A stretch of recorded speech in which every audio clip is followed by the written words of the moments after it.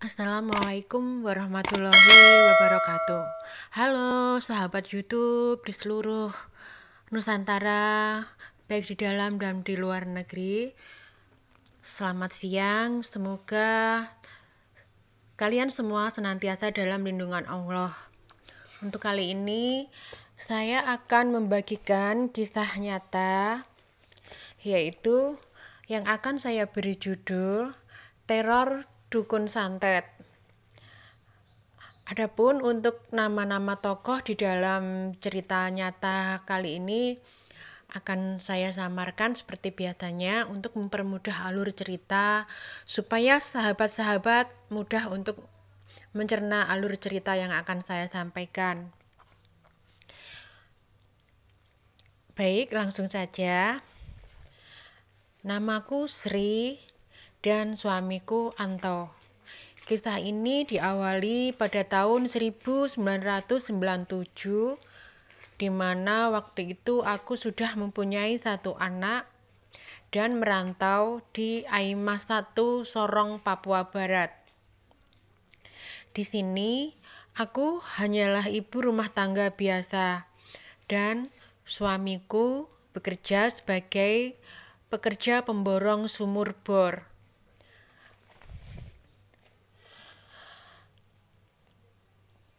Dan alhamdulillah hasil yang cukup lumayan karena di sini sumur bor cukup diminati. Aku juga menyewakan beberapa mesin pemotong rumput sebagai usaha sampingan. Setelah sekian lama merantau dan memiliki uang yang cukup, kami sekeluarga berniat pulang kampung di Jawa Timur, tepatnya pulang di kota kelahiranku, yaitu kota Kediri. Dan untuk sementara kami akan tinggal di rumah orang tuaku. Singkat cerita, di tahun 2005 aku pulang ke Jawa, tepatnya di Jawa Timur, yaitu Kediri, dan langsung menuju ke rumah orang tuaku. Setelah beberapa hari tinggal di rumah orang tuaku, aku pun sibuk mengurus pendaftaran sekolah TK untuk anak pertamaku. Dan beberapa hari kemudian, suamiku sepulang dari jalan-jalan segera memberitahuku kalau ada rumah dan tanah yang dijual dengan harga yang cukup murah. Kebetulan saat itu tekad kami pengen segera pindah dari rumah orang tuaku. Dan kebetulan pula rumah yang akan kami beli tersebut hanya berbeda desa dari rumah orang tuaku. Singkat cerita, hari ini tepatnya tanggal 3 Juni tahun 2005, aku pindah rumah, diantar beberapa keluarga dan diadakan acara doa bersama, juga selamatan, melean di rumah baruku. 1 minggu aku menempati rumah baruku, mulailah aku berinteraksi dengan para tetangga, ikut pengajian rutin, juga sholat berjamaah bersama. Karena kebetulan rumahku ini hanya berjarak 15 meter dari musola dan berada di posisi hub atau pojokan ya. Kegiatan harianku mengantar dan menunggu anakku sekolah TK di desa orang tuaku. Jadi aku belum sempat mindahin anakku sekolah di rumah baruku ya. Sebulan menempati rumah baruku, tidak ada kejadian yang aneh. Semua baik-baik saja.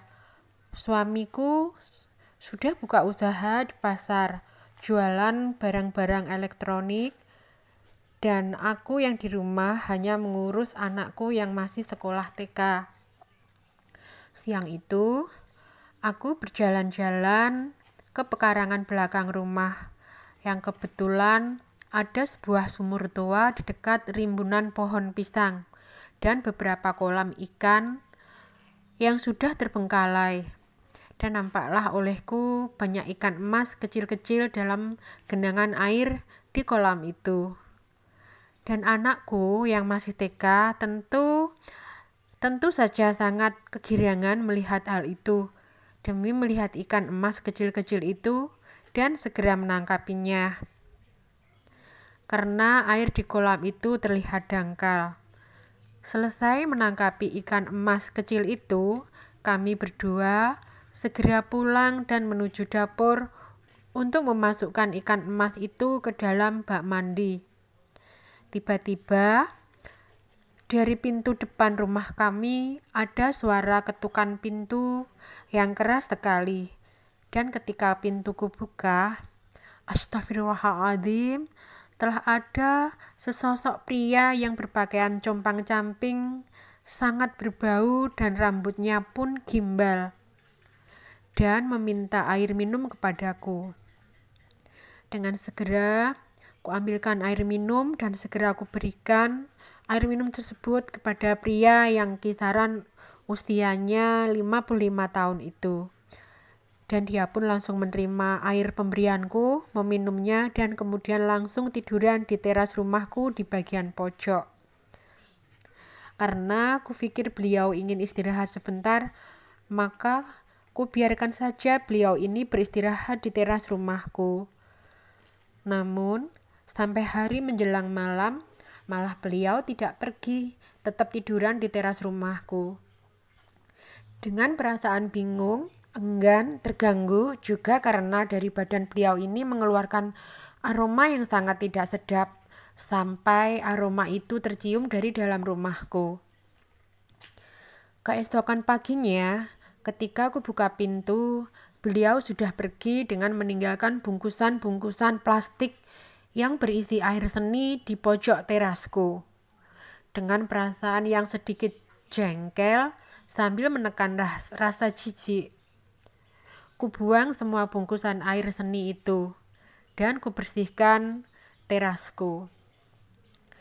Dan siang itu sepulang aku mengantar pesanan barang dari beberapa pelanggan, ku dapati lagi sesosok pria yang kemarin datang ke rumah itu. Beliau ini sudah mojok di teras rumahku lagi sambil tiduran, dan bau yang tak sedap kembali menguar membuatku mual.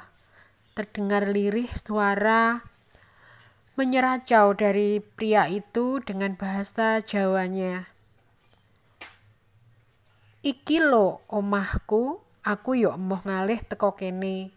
Berulang-ulang beliau mengatakan demikian dalam rancauannya. Hingga suatu hari aku berkunjung ke dalam rumah tetanggaku, yaitu depan rumahku, sambil menunggui anakku yang kebetulan seusia dengan anak tetangga depan rumahku.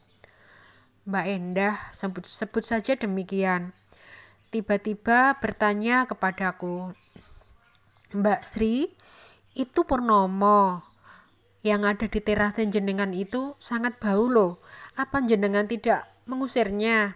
Ku jawab dengan polos, "Nggak tega ngusir toh Mbak, tapi ya emang sangat-sangat mengganggu baunya itu.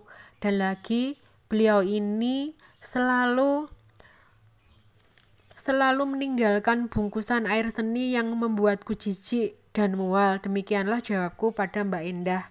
Dan Mbak Endah pun menimpali perkataanku dan kemudian bertanya. Mbak Endah menatapku tajam penuh selidik.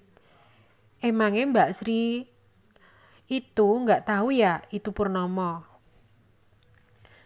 Aku pun bertanya balik kepada Mbak Endah. Maksudnya gimana ya Mbak Endah? Kok malah bertanya balik kepada aku? Aku nggak tahu Mbak. Mbak Endah pun kembali menyatakan ucapannya kepadaku. "Gini loh Mbak Sri, apa selama tinggal di situ jenengan nggak merasakan ada sesuatu yang aneh-aneh?"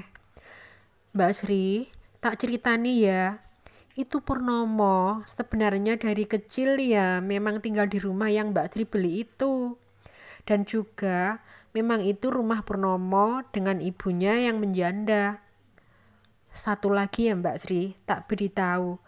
Ibunya Purnomo itu adalah dukun santet yang ampuh dan tak tertandingi. Dengan mata membeliak dan sedikit terkejut, aku pun menjawab pernyataan dari Mbak Endah. Oh, gitu ya Mbak.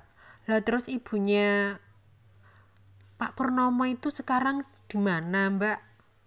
Mbak Endah pun kembali menjawab, sudah meninggal beberapa puluh tahun yang lalu Mbak Sri.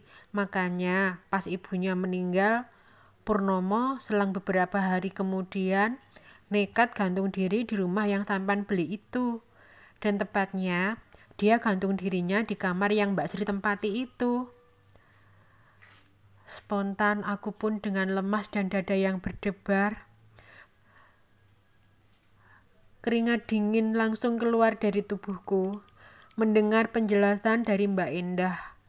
Dan perbincangan kami siang itu terputus karena suamiku sudah pulang dari pasar dan memanggilku. Sampai di rumah, ku ceritakan semua yang ku ketahui sama suamiku. Tapi tanggapan dingin dan cuek membuatku terdiam sendiri. Dan lagi, aku berpikir positif saat itu. Yang terpenting aku tidak mengganggu mereka atau makhluk yang tak kasat mata. Meski jujur, dari mulai pertama menempati rumah ini, ada rasa tak nyaman, seperti diawasi seseorang. Suara anak kecil yang berlarian, semua itu kuabaikan saja. Sampai siang tadi, dapat penjelasan dari Mbak Endah pun, aku tetap yakin dan percaya semua baik-baik saja. Karena tiap hari selepas sholat maghrib, selalu aku kirim doa-doa untuk penghuni rumah ini, yaitu penghuni yang tak kasat mata. Sampai-sampai anakku sering ngomong-ngomong sendiri, seperti sedang bermain cilukba dengan seseorang ataupun bergurau dengan seseorang, dan itu dia lakukan sendirian. Aku yang menyadari ada sesuatu yang tidak beres di rumah ini, selalu dan senantiasa berdoa, bahkan tiap hari di kamarku, selepas sholat maghrib, isya, selalu kubacakan doa-doa baik surat Yasin, Al-Baqarah, Al-Fatihah, Anas, Al-Falaq, Al-Ikhlas juga ayat kursi. Hingga suatu malam, Bapak Juki yang rumahnya bersebelahan dengan rumah kami bertamu ke rumahku. Beliau berusia sepuh sekitar 69 tahun. Beliau ngobrol dengan suamiku di ruang tamu, dan aku menyuguhkan 2 gelas kopi dan cemilan sambil ikut mendampingi ngobrol mereka. Sampailah tiba-tiba Pak Juki menanyakan kepada kami dan menanyakan anak kami, bagaimana kalian kerasan kan tinggal di sini? Demikianlah pertanyaan Bapak Juki. Alhamdulillah Pak Juki, demikianlah jawaban kami. Kemudian beliau pun bertanya kembali, loh, lah Tole Febri kok nggak kelihatan? Apa sedang di rumah neneknya? Suamiku menjawab, sedang tidur di kamar Pak. Tadi sehabis sholat maghrib, belajar malah langsung ketiduran di kamar. Bapak Juki, loh, jam segini kok dibolehin tidur? Oh iya, ngomong-ngomong tempat tidurnya kalian itu di sebelah mana ya kalau boleh tahu? Begitulah beliau bertanya. Karena rumah yang saya beli ini bagian depan toko, kemudian ruang tamu. Jadi untuk kamar tidur ada di bagian agak belakang dan ada 3 kamar. Kemudian kusebut kamar yang sekarang kami tempati. Tampak raut kaget dan cemas di wajah Bapak Juki yang kemudian diungkapkan dengan pernyataan dari beliau bahwa sesungguhnya kamar yang kami tempati ini merupakan kamar ritual dari mendiang almarhumah Ibu Bapak Purnomo atau pria stres yang tidur di terasku. Yang almarhumah ibu dari Bapak Purnomo ini, beliau dikenal sebagai dukun santet ampuh dan banyak mempunyai musuh. Dan menurut Bapak Juki, almarhumah ibu dari Bapak Purnomo yang merupakan dukun santet ini, beliau meninggal tepat di kamar yang sekarang saya tempati untuk tidur. Pak Juki juga menyatakan Purnomo pernah melakukan 3 kali percobaan bunuh diri dengan menggantungkan diri di dalam kamar yang sekarang saya tempati untuk tidur ini. Namun 3 kali tidak berhasil meninggal dan malah menjadi gila. Dan Bapak Juki juga mengatakan bahwa di sumur tua belakang rumah kami, disitulah tempat beberapa pusaka dan juga sesaji dari almarhumah dukun santet yang rumahnya saya beli ini. Bapak Juki berkata, gak opo-opo, lek jenengan kuat iman uga ibadahe dijogo, insya Allah selamat kabeh, ora bakal ono sing iso ganggu jenengan. Demikianlah percakapan kami dengan Bapak Juki setelah kedatangan beliau ke rumah kami itu. Sampai di beberapa bulan kemudian, kami menempati rumah ini dengan tekad kuat. Kami berusaha kuat dan menerima Pak Purnomo untuk tetap tinggal di teras rumah kami, meskipun harus ekstra bersih-bersih karena bau beliau yang sangat tajam. Di satu sisi, tak mungkin kami mengusir beliau karena beliau tidak memiliki keluarga sama sekali. Dan untuk gangguan-gangguan makhluk tak kasat mata, dari pocong, manusia kecil atau bocah yang merambat di pintu, suara-suara, kami anggap itu ujian yang harus kami jadikan acuan supaya kami lebih dekat kepada Allah. Hingga di suatu malam, sehabis sholat Isya seperti biasanya, aku mengaji, membacakan doa-doa untuk penghuni rumah ini. Sehingga tak terasa malam itu berlalu dengan cepat. Tengah malam di saat lelap tidur, tiba-tiba suamiku membangunkan aku dan anakku untuk segera waspada dan menunjukkan ke atas langit-langit. Di atas langit-langit kamar kami ada seekor ular puspo kembang yang sangat besar sedang membelit kayu, dan itu terlihat jelas karena langit-langit kamar kami tak memakai plafon, jadi sangat terlihat jelas ular itu memandangi kami sambil membelit kayu atap langit-langit. Kami pun tak bisa tidur. Dan akhirnya kami lihat ular itu perlahan merambat pergi menuju ruang tamu. Dan pagi harinya kami panggilkan pawang ular untuk menangkap ular itu. Alhamdulillah tertangkap dan diamankan oleh pawang ular. Dengan nafas lega, akhirnya kami anggap ujian ini telah berakhir. Sehari setelah penangkapan ular puspo kembang itu, masih dengan rutinitasku, selesai sholat selalu kubacakan doa-doa, karena semenjak tinggal di rumah ini hanya dengan berdoa dan memohon perlindungan Allah lah yang membuat hatiku tenang. Malam itu suami dan anak-anakku tertidur pulas. Dan aku pun berpikir segera tidur seperti mereka. Namun, belum 5 menit aku mencoba tidur, tiba-tiba kulihat di depanku, hanya berjarak 1 meter, nampak asap putih tipis yang kemudian menebal dan membentuk 2 sosok yang samar-samar. Kemudian semakin jelas. Mataku yang melotot menatap semua itu. Tubuhku yang kaku tak bisa bergerak. Mulutku terkunci, tak bisa berkata-kata. Ya, sepasang pengantin dengan baju adat Jawa dan memakai kerudung putih yang ditautkan di atas kepala sepasang pengantin itu menatapku tajam.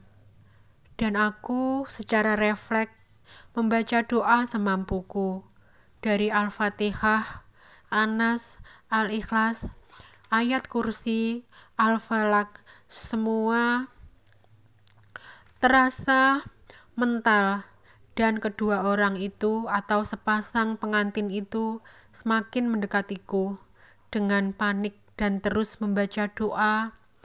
Aku terus membaca dalam hati semampuku karena mulutku benar-benar terkunci. Dari sekian bacaan doa-doa yang kubaca, tak satu pun yang mempan membuat mereka hilang. Sampai akhirnya di bacaan surat Al-Falaq lah yang tiba-tiba keluar dari mulutku lafaz huruf Arab menembus tubuh kedua pengantin itu dan tiba-tiba hilang begitu saja. Dan refleks tubuh, mulut, mata, semua anggota tubuhku dapat kugerakkan lagi. Hingga aku segera membangunkan anak dan suamiku. Kuceritakan semua yang kualami, hingga keesokan harinya kami sepakat untuk mengadakan pengajian rutin di rumah kami selama 7 hari. Alhamdulillah, beberapa bulan kemudian gangguan-gangguan itu hilang setelah dilakukan pengajian rutin di dalam rumah kami. Hingga aku pun bersyukur karena pada akhirnya alhamdulillah aku hamil untuk yang kedua kali. Dan di rumah kami yang baru ini dijadikan tempat posyandu.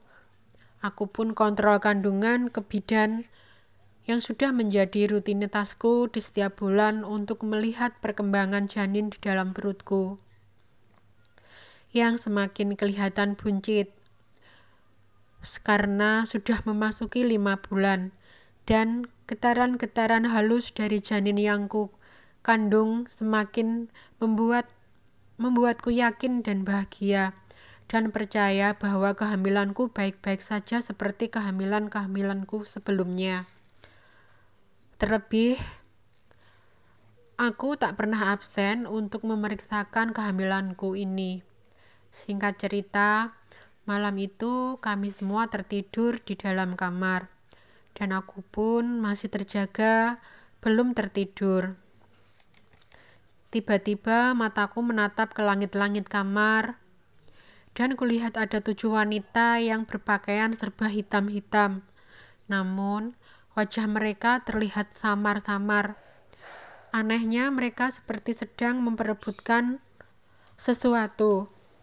Dan yang kulihat dengan jelas, cahaya putih seperti rembulan sedang berlari ke sana kemari, seolah-olah menghindari dari jangkauan 7 wanita yang berpakaian hitam-hitam itu. Sampai kemudian, cahaya putih yang menyerupai bulan itu secara tiba-tiba meluncur menuju ke arahku, dan dengan cepat, secara refleks aku pun segera menangkap rembulan itu ke dalam tanganku. Namun,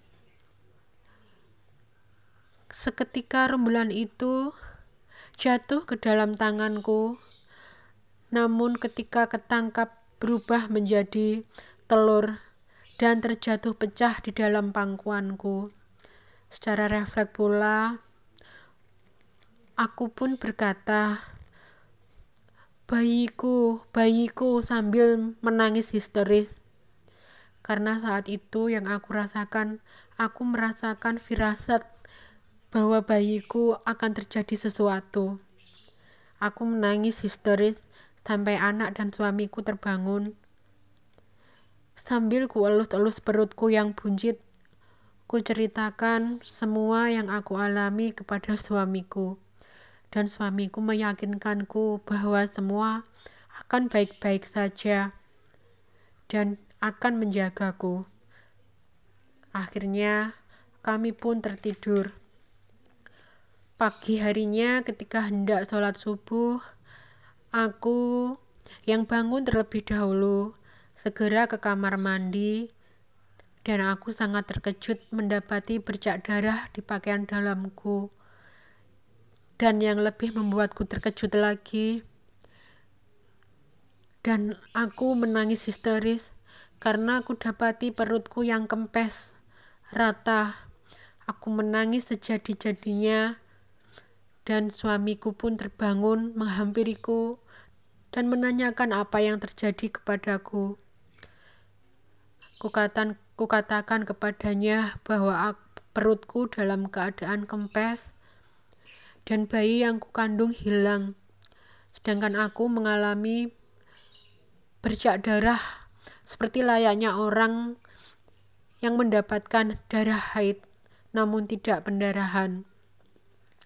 Suamiku yang panik segera membopongku, membawaku ke kamar, dan kemudian segera beliau memanggilkan bidan langganan kami yang biasanya tempat aku periksa. Dan datanglah beliau dengan seorang bidan langganan kami. Dan Bu Bidan pun segera memeriksa kondisi janinku. Bu Bidan pun heran dan bingung karena setelah diperiksa kondisi bayi kami telah hilang, dan apa yang kualami saat ini adalah menstruasi biasa, jadi bukan pendarahan ataupun keguguran. Jadi Bu Bidan pun merasa heran dan bingung dengan keadaan kami, dan beliau pun berkata bahwa kami harus menerima keadaan ini dengan ikhlas dan mohon perlindungan kepada Allah. Dengan keadaan yang pasrah, menangis, akhirnya kami pun menuruti semua saran dari Bu Bidan. Sekembalinya Bu Bidan ke rumahnya, aku dan suamiku setelah beberapa hari mengalami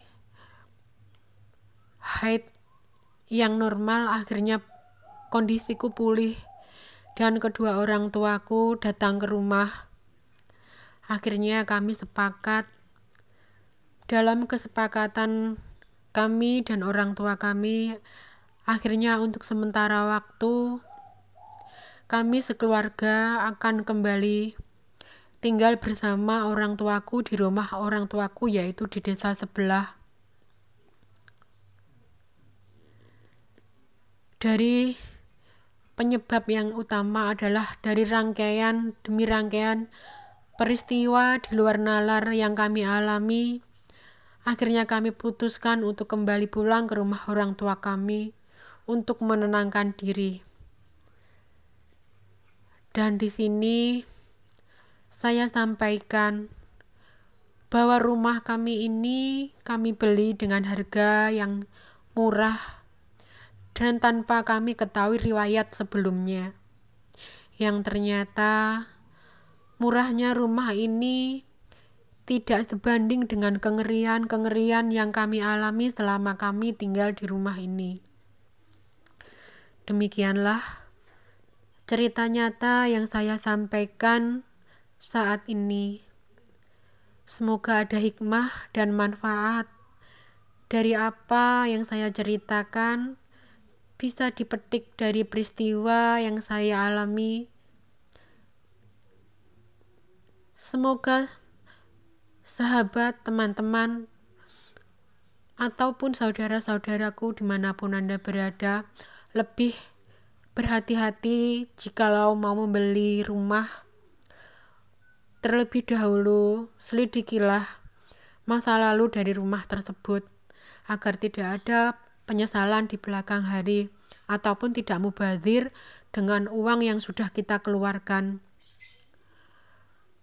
Apapun adanya, sampai kapanpun, makhluk yang gaib memang ada dan kita hidup berdampingan dengan mereka. Namun apabila kita lebih teliti dan berhati-hati sebelum melakukan transaksi, insya Allah kejadian-kejadian yang tidak diinginkan sangat bisa kita hindari jauh-jauh hari. Demikianlah pengalaman yang saya sampaikan. Semoga cerita misteri nyata ini bisa kita jadikan iktibar. Mohon maaf jika ada penyampaian yang kurang berkenan ataupun kata-kata yang kurang berkenan. Dan apabila ada tempat, nama-nama, peristiwa yang serupa, semuanya hanyalah kebetulan belaka. Wassalamualaikum warahmatullahi wabarakatuh.